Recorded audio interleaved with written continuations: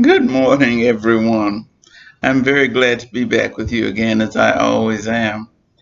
I'm Dr. Joyce Christine Bailey Lewis, and I just talked to you about things that I think about.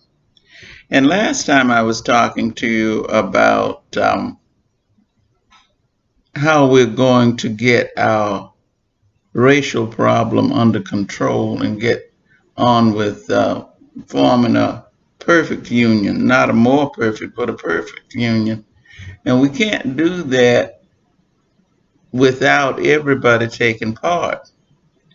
And I was talking about how the responsibility for what we're going through and have gone through for the last 400 years or more is the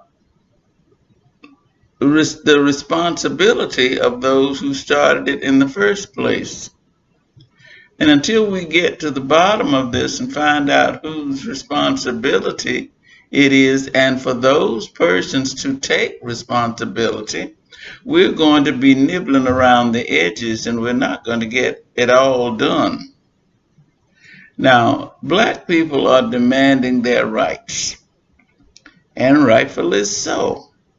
We worked very hard to make this country what it is today. We've given up our lives, our families, our children, our blood, our sweat, our tears. And we have striven to make it better for everyone in this country. Meanwhile, there's a faction of people who say they don't want equality for black people or Native Americans and everybody else. They just want to be superior to everybody, when in fact they haven't shown any superior behaviors. Now, until we decide that the person responsible is going to have to step up, confess, and say, I'm going to change my ways in order for this nation to become what it should be. And I'm laying the blame on the line.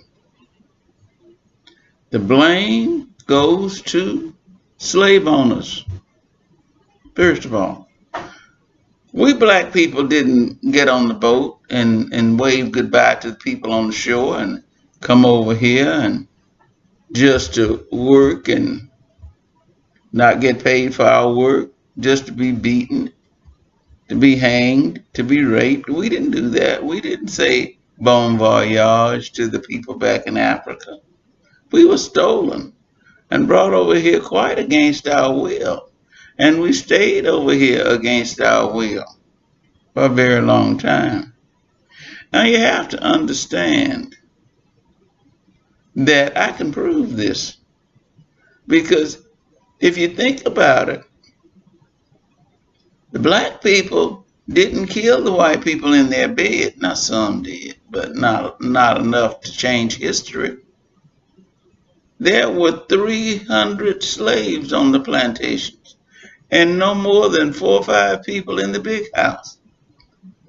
Those 300 people could have overcome those 4 or 5 people every night, but they didn't do it. They stayed and worked and slaved, mainly because there were retributions so heavily placed upon the black people that they were afraid. They were intimidated.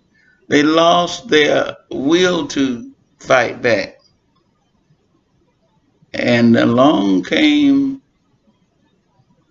the day when the slaves were freed. Well, hoop to do. It didn't make that much difference, except for maybe 9 years, where the laws tried to take advantage of the laws in order to make everybody equal. But the slave owner faction decided all along that they weren't going to allow that to happen, and so they fought back. and they're still fighting back. And I wonder what happens in the minds of a person who says, I don't like that person because he's black. I don't want that person to live next door to me because he's black. What is going on in your mind? And that's where we have to get started, to dealing with what's going on in your mind. Why do you think you're more superior than I am? To me. Why do you think that you're superior to anybody? What makes you better? Now you stop it and we can get on with what we're needing to do. We're marching and protesting and all that. But if we just sit down and say, take the blame for what you did and let's get it made better. We can do this. I'll talk to you again about this.